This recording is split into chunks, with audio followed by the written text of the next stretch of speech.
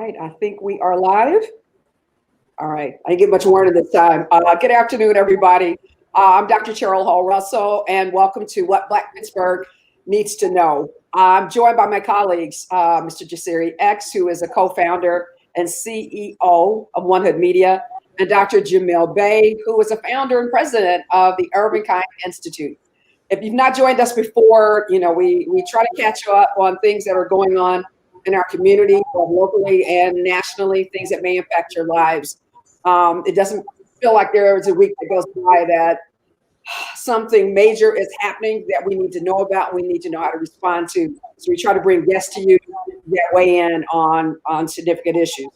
And in our first few minutes, we usually do a catch up on the week that was, what's breaking, current events, and there's a lot that's been happening. Yesterday, of course, there was another police shooting. Walter Wallace Jr., 27, of Philadelphia, was had mental health issues and ended up being shot and killed by the police as his mother held him and tried to hold him back and warn the police about his illness. And yet, multiple bullets.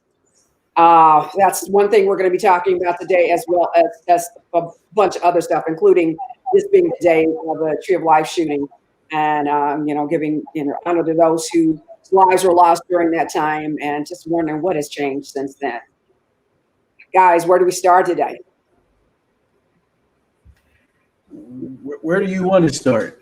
I was thinking before the Philadelphia shooting, before I saw that, when we started this, what Black Pittsburgh needs to know about COVID, and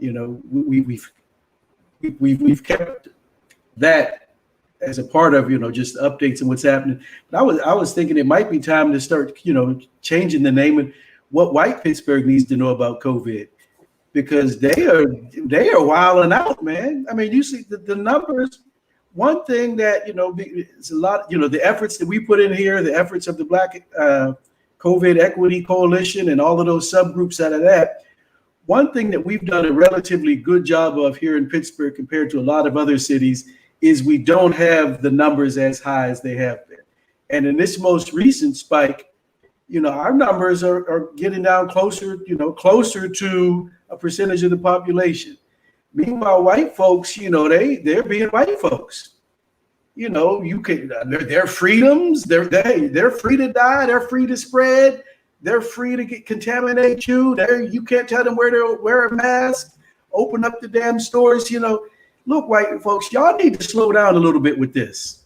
We don't want to be exposed to what you're doing. This poison too. And so that's what I thought I wanted to talk about, but we're not going to. I mean, there's other stuff that we definitely want to talk about. You see, I'll let you kick off what's happening in Philly, and just the bullshit coming out of that city, that mayor. That sounds a lot like this mayor we have here. Yeah, I mean, another case of a young Black man, being shot and killed, and really about police not using de-escalation tactics. I mean, this is somebody that had a history of mental illness, Walter Wallace Jr. His mother is there, begging the police not to shoot her child, and it wasn't, he wasn't close enough to the police, and so it's like but it seems that when police are engaging white criminals, they're willing to fight them and wrestle them to the ground and kind of do all of these de-escalation tactics that don't lead to their death. But it's like when police are engaging us as Black people, it seems like it's always this shoot first attitude. And I don't know how you can describe it other than the attitude that police have towards us as Black people. And so to see that happen again, and then of course what normally happens is people are angry, people are upset, and so people in Philadelphia took to the streets, as they should have took to the streets. And I think this is what we were trying to say in Pittsburgh, is that this is a moment where folks are so frustrated and angry. This kind of going to, people not trying to hold signs no more. People not trying to hold hands no more, because we've been holding signs and we've been holding hands and we keep being killed and we keep dying. And so if we don't have people in leadership that are willing to take bold, innovative stances, then it actually leads us as a city open to the same thing happening here, because we have not put the proper, we haven't been able to rein in the police. I mean, we've seen that all throughout these protests here in Pittsburgh. And when there's no process for even punishing officers who have a history of violence against our community, and we can't even get them off the force, and we're not willing to risk whatever, political will to fire them, then we're in a situation where we actually leave ourselves open. And so, of course, our heart goes out to the family. I can imagine a mother seeing her child killed in front of her, and our heart goes out to those folks in Philadelphia who are trying to organize to see real reforms in the police department that is consistently fought, not only by police, but oftentimes by mayors that are elected by us and claim to have our community support. And so, the statements that folks put out, they say police reform in them, but damn, what you been doing for the last 3 months? What you've been doing since May 30th and June 1st, when a lot of these protests first started. If you haven't been busy trying to enact police reforms, then what makes us think you're going to do it now 4 or 5 months later?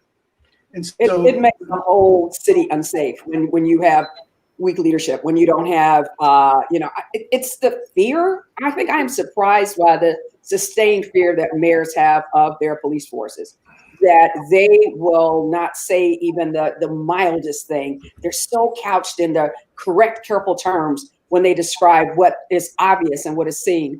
I don't know what the mayor of Philadelphia is saying right now. All I know is I'm the mother of a 27-year-old Black man. And listen to that. That just what the mayor said. I'm sorry. Nothing. I was just saying to listen to the description of her holding her son, begging the police, telling them that he was mentally ill. The crowd was screaming at the police, he's mentally ill. He had a knife. We all know what the 6-foot shields look like because they're used against us in protests. Why is it they couldn't just surround him with those shields and disarm him? And how will the leadership now defend this? And so what they'll go to is training. This is what we're trained to do. Right. And so we talk about Trump and his dog whistle. Yeah. So the mayor of Philadelphia, and this is the kind of shit that you hear mayors say all over. Wait a minute, let's not rush to judgment. Let's wait and see if any rules were violated or if any protocols were broken. Let's not overreact. God damn you to hell. We watched that mother. We watched the boy pull, separate from his mother. We watched him mother. They shot that boy 13 times. Now you're going to tell me, oh, don't believe your eyes. There might be, in our rule book, it says that it's okay to kill a nigger like this. Well, and so your mayor, you resign. And this is what all of these mayors, this is what they don't understand. You're going to come in front of some people and say some callous shit like that. Let's wait to see. You know what? In some circumstances, he did have a knife, and the rules said the rules of engagement. Fuck your rules of engagement. Wow. Yeah. And here's my dog whistle. If we are not ready to raise the price of business as usual, shame on us. Because these elected officials, they don't care shit about us. And they keep showing it. They keep showing their asses to us. I don't know. I mean, here's my red for now. No, that's real. And that's, and I think I'm hearing probably more pain from you than we talked through these things, but this is so visceral and it's so clear. And to have people say, calm down, don't break a window, don't protest, go home and just wait on us to put out the next report. Nobody's doing that. Nobody's in any interest in sitting still when something like this is happening, because we're going for results, y'all. And that means y'all stop murdering. Impunity. Kill another, I mean, it's a joke, but it ain't funny. Richard Pryor had that, look, it says right here in the manual. Yeah, it's okay to kill a nigger. Yes, it is. And it continues to be. And we continue to allow it. We continue to elect these same folks. We continue, in the philosophies of like, There's a contract, a social contract that we have. We agree to be governed if you agree to govern. And right now, you violated that contract continuously. You continue to spit upon us. You continue to shit upon us. And what are we doing in return? We're like, how and why do we continue to participate? No, I think it's and just to touch on that, I mean, you also have, I mean, the Philadelphia Fraternal Order of Police came out and defended the officers' action as the police union already does. I mean, that's another factor in it, is that oftentimes, you know, these police unions are fighting any and all, you know, while we're kind of, you know, not even really making any real reform efforts, the small reform efforts that we even want to make, oftentimes these Fraternal Order of Police departments are fighting them. And so you had a situation where, you know, Philadelphia had passed a reform that made the contract negotiations for the FOP unions public, and the FOP is now suing to prevent that from happening. And so in the midst of all of that, you know what I'm saying, that oftentimes, even when we try to get small little reforms passed, you have this very hostile police union and we have one right here in the city of Pittsburgh that wants to fight any and all reform, regardless to how it makes these officers look, regardless to the danger that it puts us in as a community. And again, that's also, it seems like, leadership that we're unwilling to take on as well. And so I think, you know, it's really, you know, a good, you know, segue into this conversation around police reform. But we would be remiss, I think, in not acknowledging the anniversary of the Tree of Life synagogue massacre, the largest massacre of Jewish people in the history of the United States. And to me, you know, this is white supremacist violence, like we're seeing in our community. And so, you know, we've been able to have some very real conversation and partnerships at One Hood with organizations like Repair the World, with organizations like Bend the Arc. And so to our Jewish family that are mourning today, our heart goes out to you. And, you know, let's continue to look at ways that we can come together to fight this white supremacist violence that's attacking our communities as a whole. And so I did want to just share those words today as well. You know, what we do know is it doesn't affect just one group of people. And this thing affects white people. It affects cities as a whole. It affects humanity as a whole. And there's no way to carve your space out of this when it's going off. And you know, because it's going to spill. You should care about that as a human, but we know a lot of people don't, because white supremacy is a very blinding thing. And you really can get to an idea that people deserve whatever's happening to them because they are poor, because they're criminal by nature, because they're, you know, if you look at the feed, and I suggest you not look at the feed, but in the Philadelphia Inquirer, you know, it's all these folks that are weighing in about, you know, why this man deserved to die. And so, you know, history is repeating itself in terms of teaching us how to be inhumane and justifying the taking of lives. So I'll adjust my tone. If I swear one more time, we're going to lose our PG-13 rating. But so, you all right. work it through. I'm good, but I think, you know, the frustrating part, and here's where we get stuck. We so want this to work out for us. Yeah. You know, we participate, we elect folks, we rally behind folks. And when we get them in, you know, they get in office, this white supremacy thing is so powerful that they cannot take it on. They're afraid to take it on. And, you know, they just want to go in these small increments and biting off a piece here and here, rather than trying the systematic transformation that we need of these institutions. We have to be deliberate about it. There's no half-stepping. It really has to be, let's deliberately dismantle, disinfect all institutions, from the state legislature to the hospital, the philanthropy. Let's disinfect these institutions of white supremacy deliberately. And so it's beyond tough conversations. It's about, look, this is what we have to do. I mean, if you look at where we are right now, there are not too many ways forward. So we want to continue this conversation. We know we've been trying to have some police reform locally. We have not been very successful to date. The mayor pulled together a task force which was on police reform. We kind of went in hard on it last week. We had Brandy Fisher on, and we were sharing our disappointment with what we thought was happening, what we thought was a delaying tactic. But we want to be fair to those who stayed on that committee and that task force and, worked through some of the issues and came out with a report.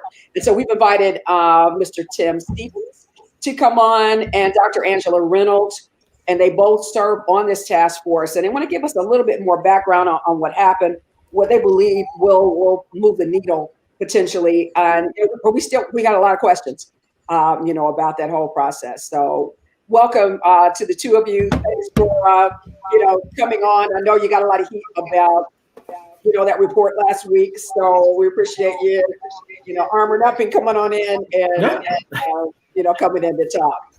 So I know you were here when we were talking about earlier. Any comments about that?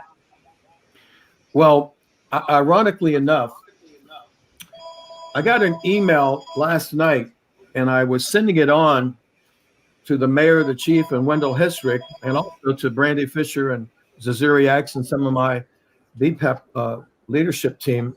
There's a thing called Bolon Wrap. What that is, it's shot out of a taser, and it literally wraps someone's legs. You can shoot again. You can wrap around their upper body and catch their arms. And they're literally tied up with a couple of the shots of the taser with the wrap coming out.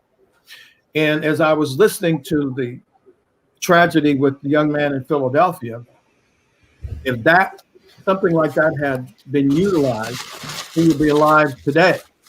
I worked at a mental hospital for 31 3/4 years, Mayview State Hospital.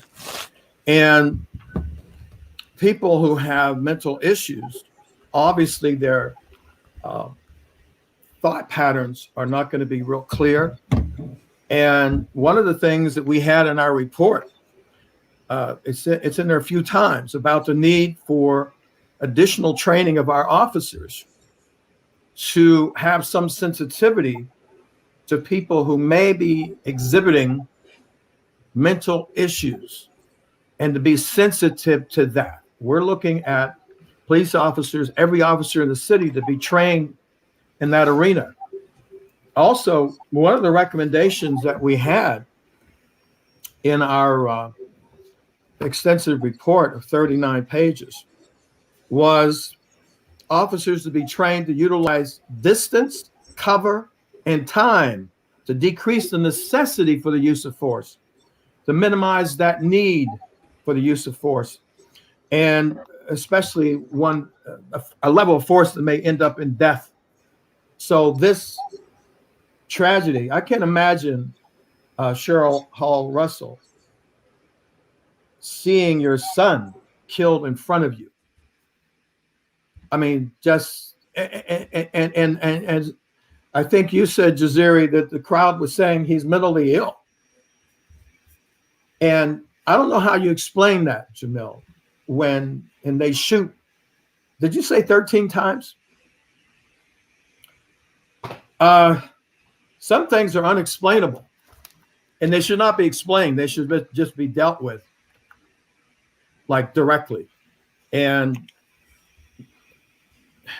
remember the incident in Wilkinsburg where there was a father and son who were known to drink on Sundays out there in Wilkinsburg. Yeah. And what's his name? Tally? Was it Tally? I can't remember his name. But he ended up being surrounded by 9 to 12 officers from the Port Authority. He had a little knife, and it was obvious he was confused and had alcohol in his system. It turned out he was mentally ill. Why they had to shoot that man when they were surrounded by that many people and he was wandering off into the woods? So Yeah, go I'm ahead. sorry if I can, because I literally have a million questions. Oh, sure. And I want to get Dr. Reynolds in here as well. Mhm. But when I hear training for officers, there just came out with a report about implicit bias training. I believe it had to do with the NAAC. I'm sorry, the NYPD, and it basically said that implicit bias training did not work. That the officers received the training. It wasn't that they didn't understand it, but it did not lead to less racial disparities when it came to policing. There were, right after everything kind of jumped off in June, a young brother was killed in Atlanta. He was shot in the back by police.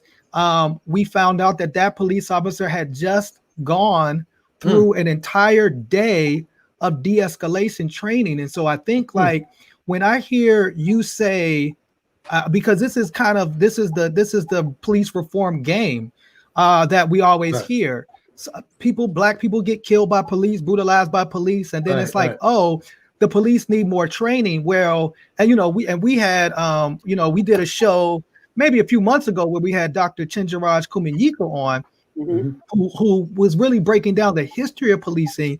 And he said, at what time in history did we have trust with the police? At what time in history did we have a situation where police, respected us? It hasn't happened. And so need more training. If you go to the Kerner Commission, right, it says police need more training. And so what I don't understand is how in 2020, in the face of what we've seen over these last few months, that we can stand and look in the face of Black people and say, oh, the problem is we just need police to have more training, when that has not worked in the history of Black people and police. They get a lot of training. But if I could, so go ahead. Yeah, I was gonna say, if I could just add a comment. So it's beyond the training. There needs to be a culture shift, period. And one of the things is also looking at, why is that a default action? And so when we look at use of force and inappropriate use of force, why is it that default that you go to? And coming to this place of looking at recruitment. And so Tim had an opportunity to chair one of the subcommittees that dealt with recruitment, and what type of mindsets are we bringing in? And I'll say this, so in terms of the press conference, and I've spoken with Cheryl about this, one of my biggest regrets, which I'll probably never sleep about, is that I was not more forceful about these racial disparities and finding a way to put forth my personal voice in terms of what we're seeing. De-escalation, yes, de-escalation can occur, but there's over-policing. And the data is bearing that out. There are these stark racial disparities in terms of situations and stops, and the data has played that out. And so when do we get to a place of looking at accountability and transparency? So as a task force, we have addressed, you need to be accountable when there's an action. We talked about bystander, that you can't have multiple police officers who are in a situation and that allow the inappropriate use of force to come through. And like, I'm a mother of 2 young adult Black males, a young adult Black female, and an 11-year-old. And so, yes, my son's over 6 feet tall. You guys have seen him, and he's training to be a boxer. I fear for him every time he walks out the house. The same thing with my other son. And on a personal level, I'm sick and tired of seeing our Black males being murdered in front of me. From an organizational perspective and where I stand, being on a task force, then there's that challenge of where I am personally. And I struggle with that. And what does that mean to even sit on a task force and to remain on a task force? But as we look at the recommendations that have come forth from this task force, someone has to hold the administration and the police department accountable for that moving forward, since our work as a task force is done. So one of the things we were around about last week was the recommendations.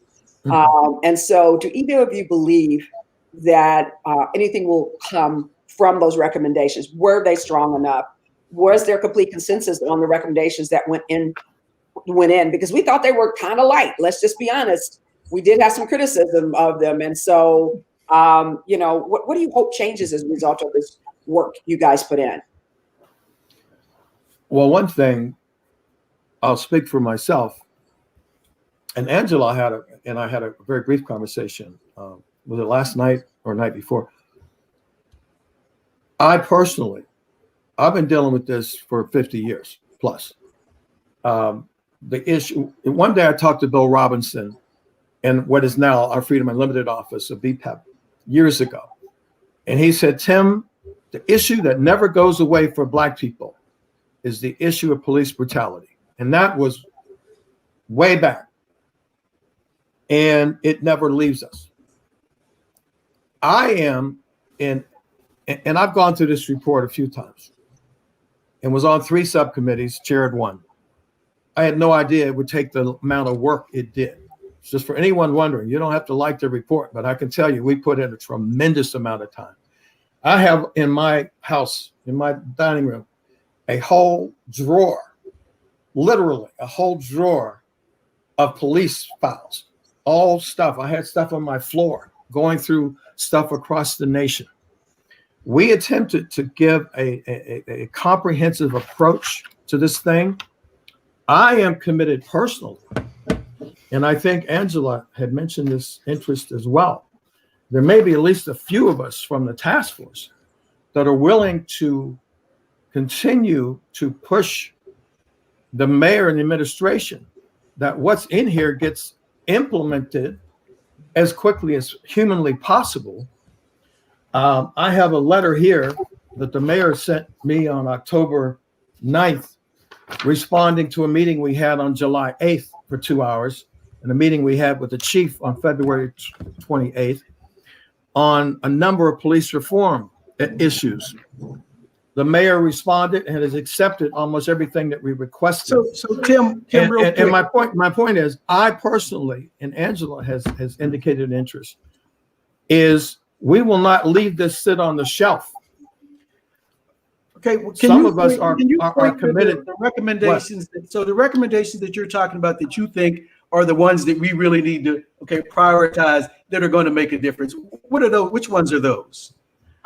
It has to be like you said. What right now can we do that if we got the pressure on the mayor and they said, okay, let's fight for this right now in the short term. Okay, this is going to make a difference. Part of it is, and you mentioned it in a somewhat derogatory fashion, but how we train. You have to assume at least that training has to make a difference for some of these officers. They can't sit there all day and not hear anything or not let anything get into their system. We cannot throw out, as they say, the baby with the bathwater.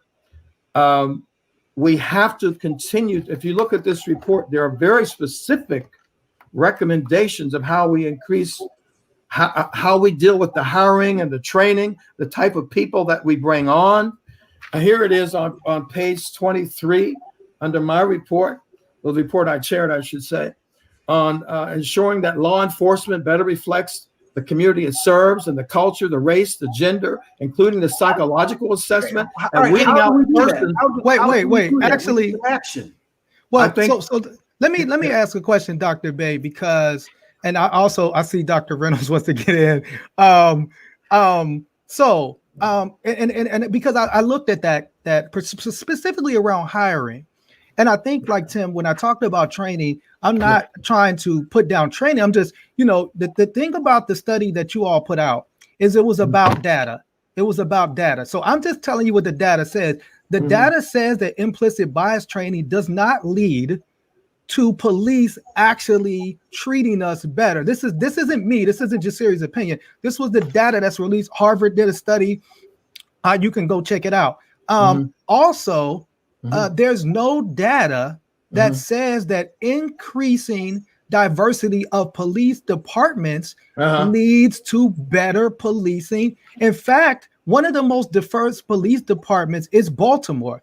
In Baltimore, their police department is over 50% Black. However, in 2016, the Justice Department found Baltimore engaged in a pattern of unconstitutional racial police biases. And so I think as somebody that's looking from the outside in, right, and I'm seeing these recommendations, there's no data that shows, well, one, the first thing that came out said that we can't even prove racial discrimination, which was mind-blowing to me, that in 2020, we spent in 3 months. And just to give a little background, to be totally transparent, I called Tim, and I called you, Tim, and asked you not to be on it. And I said, I asked him not to be on it. I just want to be transparent. Yes. And we, and I love Tim. This is my brother. This is my friend. This is a mentor of mine.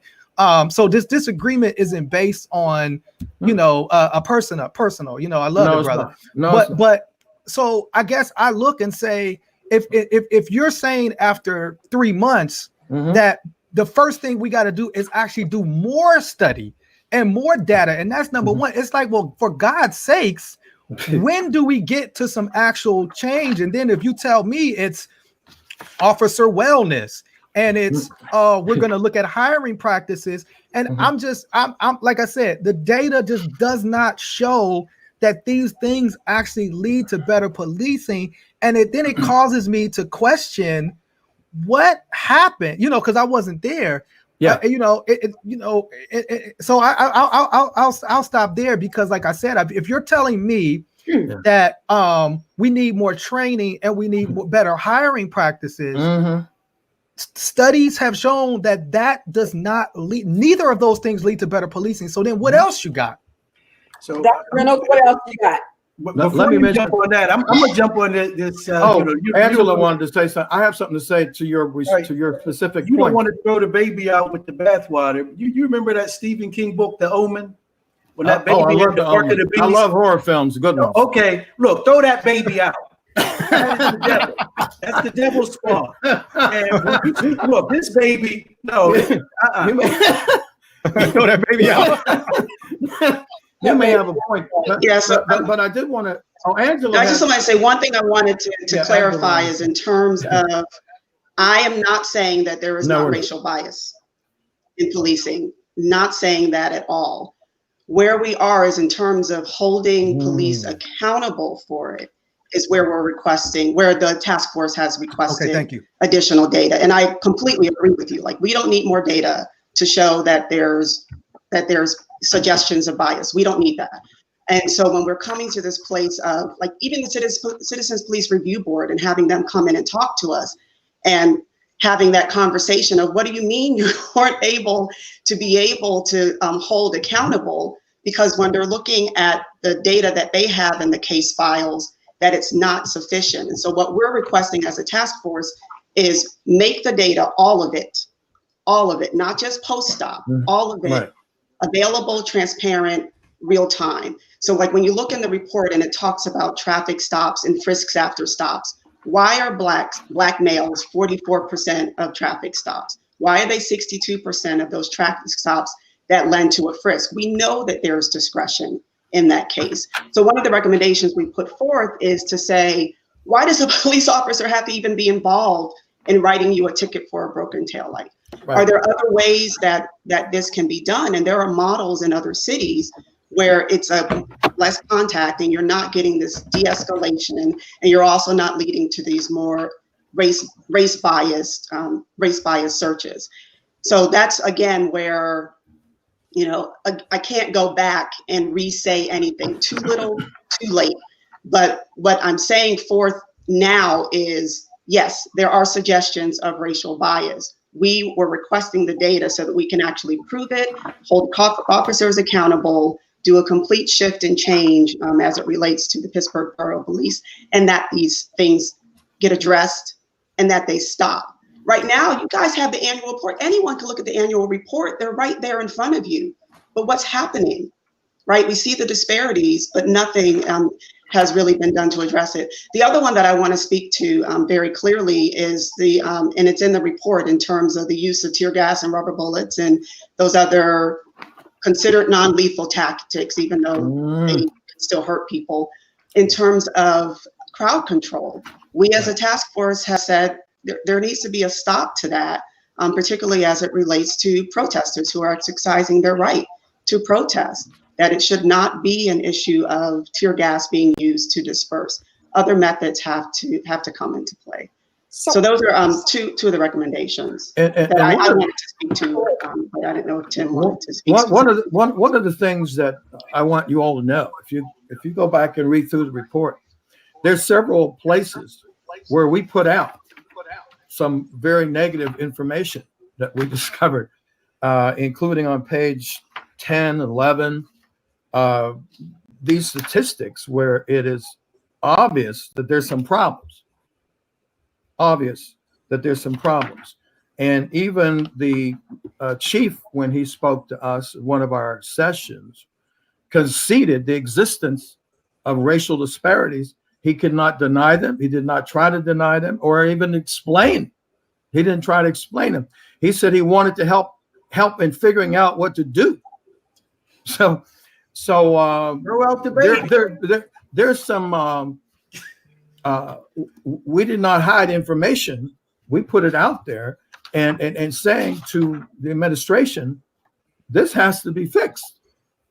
Because as Angela said, when you have wait a minute, here it is, 19.8% of Black males experience traffic stops, but only 6.5 white males. So, I'm not sure we need the report on. We know this is big time common knowledge.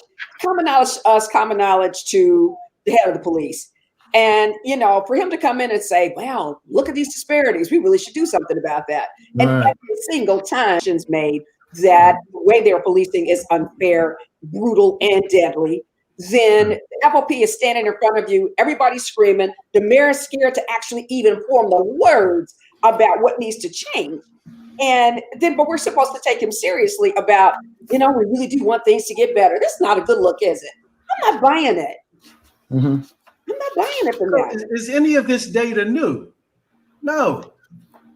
And so what happens is we get focused on individual officer accountability and how do we hold these individuals? These individuals need training. These systems, these structures, that institution does not work for the purposes that we need. It works to establish and maintain this system of white supremacy and domination. To dominate the streets as the de facto operations of the police, it works for that. That's why they're so resistant to any change. It's not about an individual needing to be reprimanded. That whole structure is not going to achieve what Black folks need it to be. Here's some specific job for maintaining these places for Walnut Capital. Feel like, hey, that's a good place to invest. Here's a specific recommendation that we made that I think actually. Is it about system change? It is. Okay, let's and hear it. Actually, Jazera, you'll appreciate this. It actually came from the time where I really met Brandy Fisher. And that was the situation involving Jordan Miles. It took us about 21 meetings to finish this 4-piece of police reform. Well, one of the things that came out of that when we first met, BPEP had this meeting with the council. We went to council with the Kappa students, and out of that came this police reform legislation. But one of it was a commitment for the city to have body cams and to finally put cameras in the cars. That goes back to his incident was December 12, 2010. Out of the legislation came in recent couple of years. Now all the officers have body cams. It started out with the bike officers, I believe. All of them have vehicles or cameras in their cars. So one of the things that we're put in here on page 25 was that there must be some form of discipline that means something to an officer, whatever that is, that they cannot turn off that body cam. They cannot turn off the camera in the car.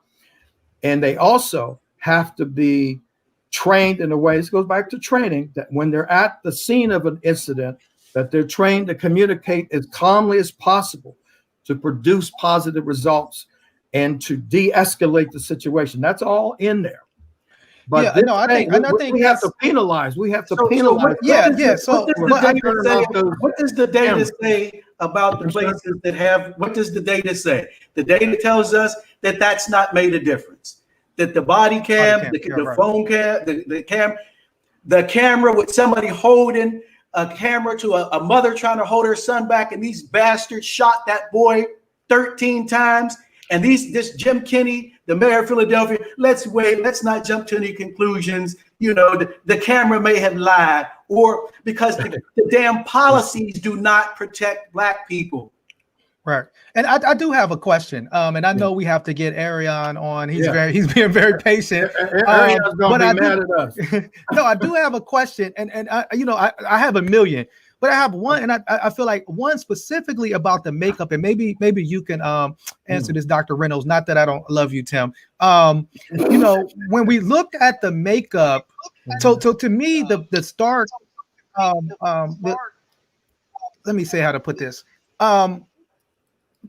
Nobody on the task force, like none of the young Black people that went out to mobilize our community against policing and to support police reform were included in the meeting. None of them. I guess there was one young person, Nathaniel, who was a young Asian person.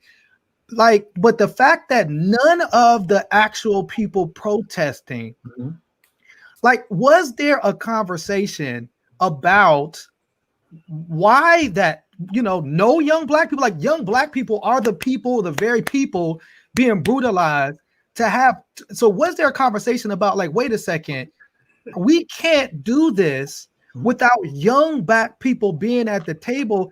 And if so, what happened? And if not, was that a failure of the task force to not demand space be made for the actual people leading the protest that led to the police reform people anyway?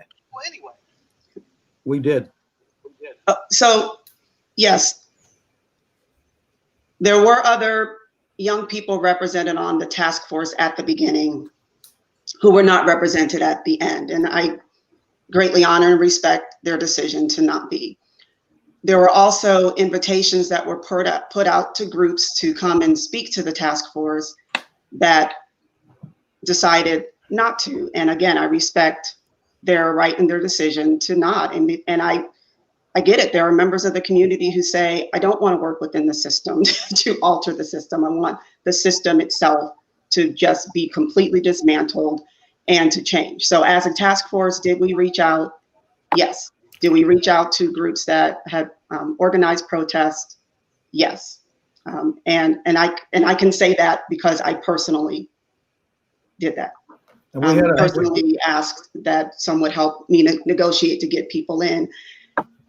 And I guess I don't know what to say, Jasir, because you're one. No, thank you. No, yeah. I was asked, and I'm way too diplomatic. I'll admit that.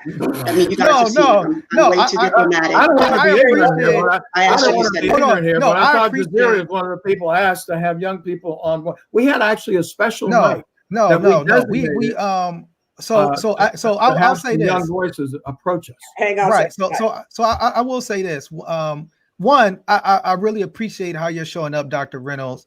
And so thank you, what I'm saying, for your sincerity. And yes, for transparency, I was asked to come speak, and I chose not to. And one of the reasons I chose not to is because we have this platform that we created called What Black Pittsburgh Needs to Know. And I felt that if I wanted to speak, I can speak directly to my community. I did not believe that me coming down and sharing that information would then lead, just coming down and speaking for a couple of hours would lead to real reform. But I was asked, and I appreciate, because I believe it was you who asked, and I appreciated the invitation to do so. But I took it back to my community.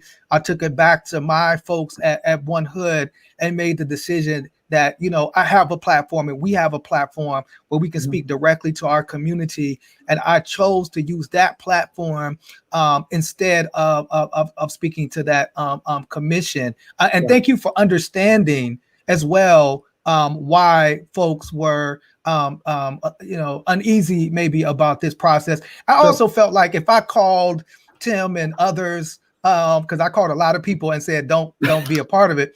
I didn't have your number at the time, Dr. Reynolds. I would have called you. I had your number.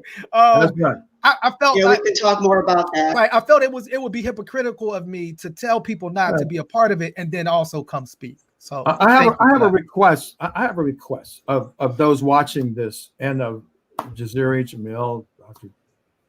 Cheryl Hall, Russell.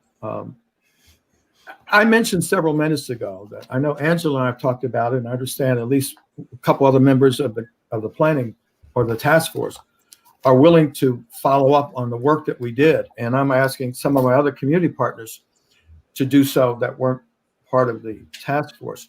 We have to take this report and see how we can move as much of it as possible into action. The request I have of those hosting this program and those watching it to go through this document, as I did again last night and this morning, the sections that you think, even though you may not be thrilled about the report, obviously there are good things in the report out of 45 pages or whatever it is. My request is share with us the areas that you want us to push or you join with us. And us, I mean, I'm speaking for myself and Angela's already committed to follow up with the mayor and the chief and the safety director on things that need to be moved on as quickly as possible. And let's be honest, the squeaky wheel, what is it? What is it? It's the oil. This little letter from the mayor took a while to get, but he committed basically almost everything that we asked him to do. So you have to keep pushing. Now, this is my point. I want people to, it's one thing to criticize, it's another thing to mobilize. So I want people to mobilize behind sections of this report they can get behind. And let's see if we can move those things into action. And if there are other things that we can think of as this thing, I have a meeting tomorrow at 11:30 with the chief following up on this thing. And actually, Tim, there was already pre-mobilization before the task force came together. That's what I'm saying. This letter was this letter was before the task force came about. Okay, so Tim, I guess I look at it because I went over it again myself, and I mean, even when it comes to use of force, it says ensure transparency. Yes, it's October 27th. We still don't have any information about on June 1st when police actually attacked protesters with tear gas and rubber bullets. We don't know who gave the order. We don't know a man was shot with a tear gas canister in the chest. This is on video. We have no information about that. So when it says ensure transparency, how? Like, do we got to go down there and lock ourselves to the door? Like, so I guess that's what I look at and say, like, I would love to ensure transparency, but how do we do that?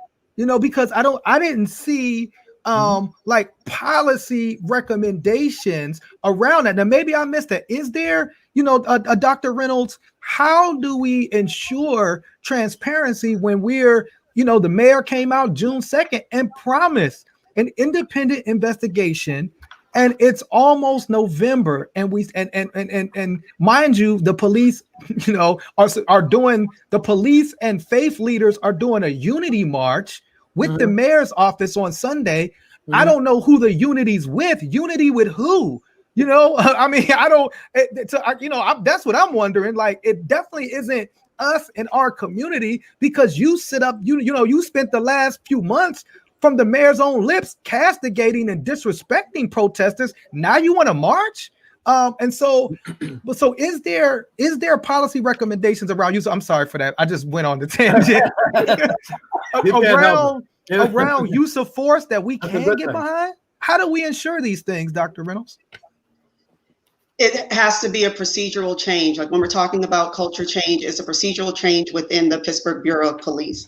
As a task force, we're not the policy-making body. However, we need to get to the policy-making bodies and to the chief of police to make sure that policies and procedures within the police department change, and that our city council and the mayor's office, that they're making those changes that need to become policy. And so what Tim is saying is that we're looking for who's that group post these recommendations. That's right. To enforce these changes and these shifts in the policies and the procedures. That's the piece that we need. It's missing, right? Otherwise, it's just a document with recommendations, which is not sufficient. APA sounds like a group that would be that I would recommend. I mean, they're the Alliance for Police Accountability. I mean, so if we're gonna give money to anybody that's going to be somebody to hold our police accountable, I would recommend Alliance for Police Accountability if it was me. Because this task force is a wrap now, right? You put your recommendations out, it's a done deal. Is that where you are now? Right. So our recommendations are out there. And again, let me make this clear. These are recommendations. They still need to be implemented. As much as I would like to see a difference in traffic stops, because my son is about to buy a car. That's right. Someone needs to hold the administration and the police department accountable for that to happen. And so if you look, there are like over 70 recommendations in the report. And as Tim said, there are some really strong, very good recommendations. Someone needs to be there to say, where is this in terms of the procedures? And it'll be maybe some members that are on the task force, but others won't. But as a task force, we're not an entity that enforces. Gotcha. Thank you. Appreciate it. We appreciate both of you coming on. Again, you heard some of the frustration. We appreciate you. Oh, we're frustrated. I've been black for a long time. So, I mean, if you're black and not frustrated, something wrong with you. Not right, Jamil. If you're black in this country and not frustrated, something wrong with you. Yeah. So, we want to see some of this implemented, but pardon us if we're not particularly confident that it's going to actually happen, because we're not. I know I'm not. I mean, I've seen this. I've been in this. It's like Groundhog Day on task force for me. You guys give all that time and bring in your talent. You do that, and we never see it move anywhere. I hope in this case that's not the case, but I'm just afraid that they'll pull off the minor things that the police can live with, and the major stuff that's going to save people's lives is going to remain. And so I appreciate your work. I appreciate your boldness in coming in. We're going to move into some of our conversation around voting and voter suppression, and see you guys later. Whew. Okay. We're going to bring Arion on if he hasn't run away. I am still here. That was let me get some of this. That was such a necessary conversation. So thank you all for holding that space. Oh, welcome Arion Abney, who was with All Voting is Local, an organization that is working to really ensure that all voters have the opportunity to vote. And we appreciate the work this year of all years. I think you started in 2018 doing this work. Can you tell me a little bit about what you guys do and just how this is playing out this year for your organization and the work you're doing? Yeah, absolutely. So just really quickly, just to put a bow on the last conversation, I just want to just send my condolences to Mr. Wallace and his family and all my friends and family back in Philadelphia. I know that it now is a really heavy time for them right now. Unfortunately, see another example of government-sanctioned violence against Black folks. And I know Dr. Bay talked about some of the rules of engagement that people use as justification for what happened. The problem with that really is that the rules of engagement don't necessarily apply to all folks the same way. And that's where it becomes really problematic, especially for Black folk. And we see a lot of these rules of engagement and laws and regulations and the disparities in our voting process as well when it comes to Black folks. And so our organization that I'm with, All Voting is Local, we are a nonpartisan advocacy organization focused on voting rights, really focused on trying to expand access to the ballot for Black and brown folks and other historically disenfranchised populations, and really dealing with some of the systemic barriers that we know exist historically when it comes to people's being able to cast their ballot on election day or before election day. right. So you got your work cut out for you. And this I've never seen. We've read about voter suppression from the like 40s and the 50s, and they just got new tools now. I mean, they've taken this thing to a whole other level. Where are some of the worst offenders right now, including our state? Yeah, so in Pennsylvania, you see more. It's more covert. It's a little bit more subtle. I mean, I even use Allegheny County as an example. Our organization led a coalition of groups, voting rights groups, over this past couple of months to really push the Allegheny County elections officials to stand up these early voting sites, these satellite elections offices, and to do the drop box locations that we've seen over the past couple of weekends. But when you break down the number of times that those locations were available, and you look at places like Homewood in the Hill District, which is great that they had those locations there, they were only there for one weekend. When you look at places like North Park or South Park Ice Rink or any other locations outside of Homewood, the North Side, and the Hill District, they had those early voting sites open for 2 weekends, right? So when we talk about the way that we are looking at the disparities when it comes to Black and brown communities, you look at those little subtle things that some people might say, oh, it's a big win for the Hill District, they get early voting, or a big for Homewood, but they don't have the same amount of access to early vote as other communities in Allegheny County had, right? And so that's something that our organization is really trying to push officials to really make sure that equity is realistic for all voters. And then kind of going back to the issue with the police, we're seeing in many other states as well. So we're in 7 other states, Florida, Arizona, Georgia, Wisconsin, Nevada, Michigan, and Ohio. And so we're even seeing in some of our other states, voter intimidation at the early voting sites, where you've had even in Florida where police officers came in their complete police uniform, wearing political masks, right? And so we look at what has happened in the Black and brown communities and the mistrust that a lot of them have with the police force, and to go to, in this time right now, to exercise your right to vote, to early vote, or to vote on election day, and then to see potential police officers standing across the street, right, or going around the polls and circling polling locations. That's just another form of voter intimidation, and you see that a lot happening in Black and brown communities. I know we may keep you on. Jasiri's going to have to leave in a couple of minutes, but I know we've got some more questions. Sure. I don't know if you can drop off and still have us on or not, Jasiri. Are you controlling that? Oh yeah, no, I can drop off and you all can do your thing. And yeah, I just want to say, Ariane, I appreciate your work. And it it's needed now more than ever. We participated with a coalition of folks the last 3 weekends. Actually, this was the last weekend of early voting. Bernie came through and hyped the crowd up. And so, it's so necessary, it's particularly with all that's going on. We didn't even mention, the Supreme Court judge being put in, days before an election where 60 million people have already voted. So it's so much happening politically, and it's so important for us to be involved, but also, understanding that there's other races besides the presidential election down ballot that are also important to us. And so all voting is local, and building local power is something that we're committed to at One Hood as well. And so I just wanted to say I appreciate what your org is doing. Thank you. Likewise.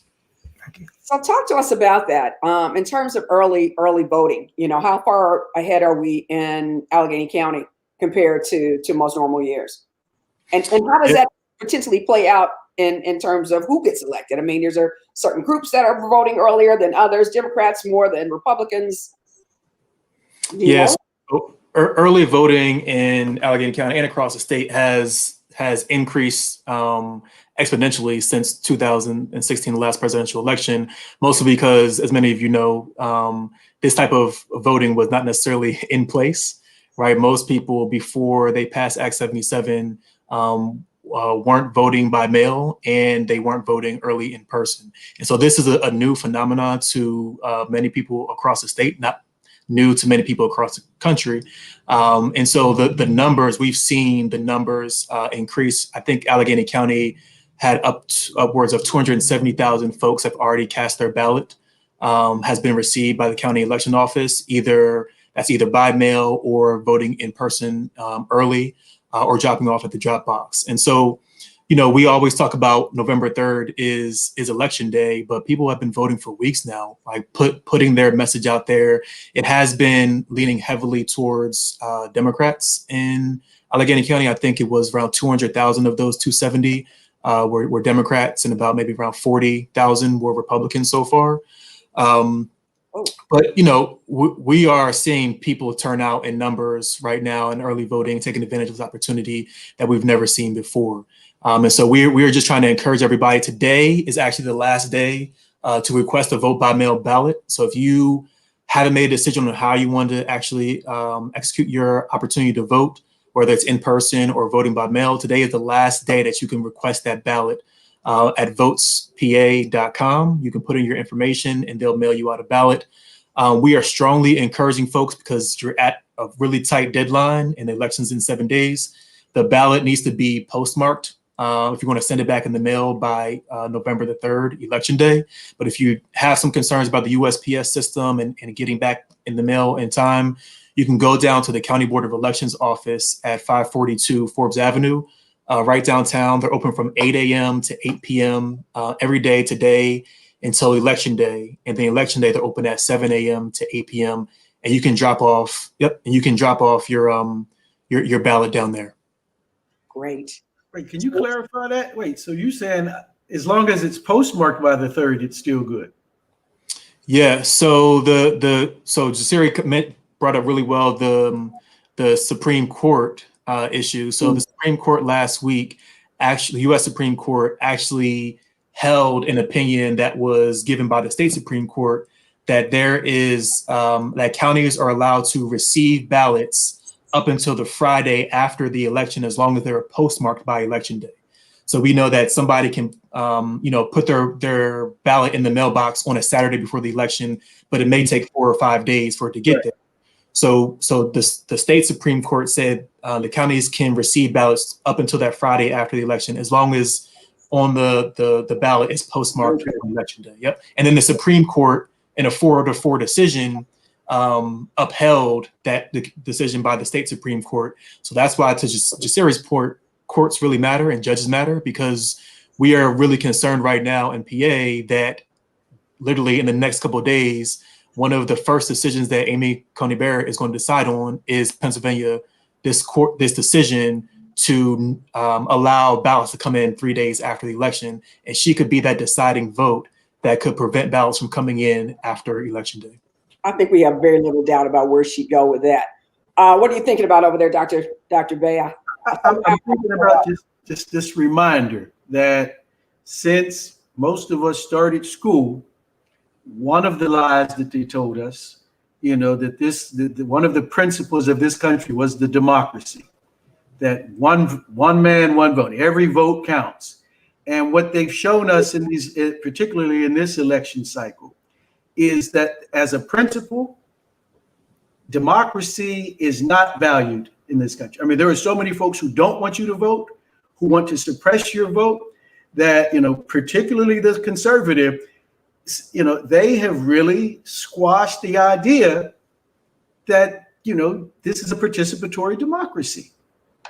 And they're not willing to, okay, well, the majority wants this, or this is what, from, the gerrymandering, and that was one example of it. But when we're seeing these flagrant people burning ballot boxes, destroying them, all these kinds of, we are going to have a public conversation about what these people who call themselves Americans, who are they? What do they want? Where are they going? Because right now, the fractions, the fractured nature of this country, this is dangerous. Yeah, it's and if people, we've never had, well, we know what totalitarianism is, but people, we haven't dealt with that in such a long time that I don't think they know what they're playing with. I think when you press the vote to that extent, when you get a totalitarian leader, I think you will, all the things that they've been enjoying are going to disappear. And that it's not just going to be Democrats being mistreated. This is not going to be good for any of us. And so to the level of the suppression, which is, I assume why your organization started in the first place, it's so blatant. Right. And the boxes that were, was that California? When they set up these official looking. Oh, the fake Right. drop boxes. Yep. Votes go. They drop their ballots in and poof.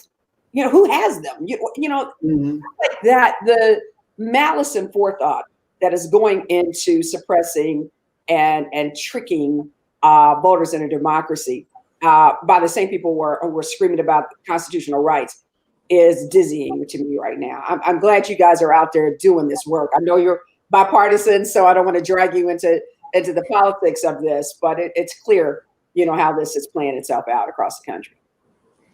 Yeah, I mean, and there's so many examples of it. And you look at the drop boxes, and people putting up wrong signs, so that who knows what happens to those ballots. But you also look at the high number of wait times and that people have to have when they wait in line, especially in Black and brown communities. Or you look at last minute polling place changes or consolidations with a lack of notice to the voter on where they're supposed to go, which causes a lot of voter confusion. People who want to still vote in person and their polling places change, and they vote at the same place for years and years and decades, and they wake up on election day and the polling place is closed without any notice on where they need to go.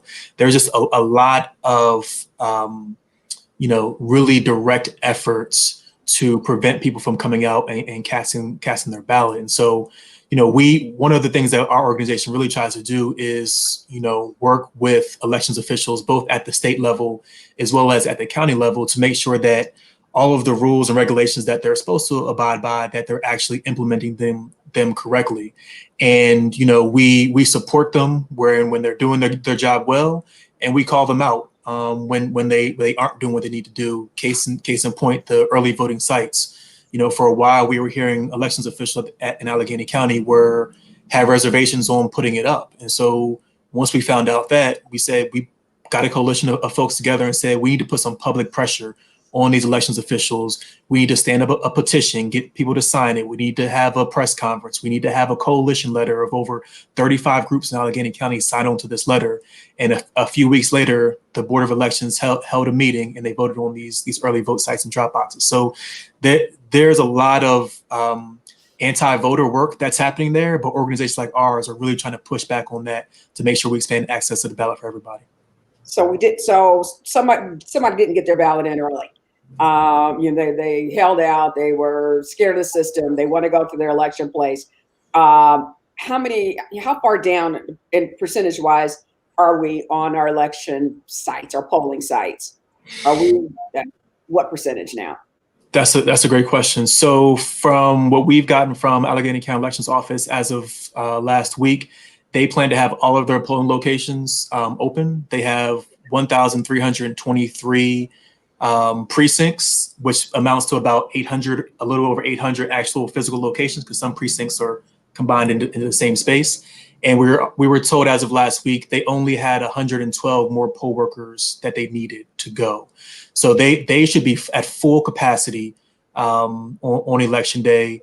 We are encouraging folks, if they do plan to vote on November the 3rd, if they have any issues, they're waiting in line more than a half an hour, or they're seeing people turned away at the polls, or they are seeing voter intimidation at the polls, to call the nonpartisan election protection hotline at 866-OUR-VOTE. That is again a nonpartisan election protection hotline where you can report any incidences of voter suppression or voter issues at the polls on election day.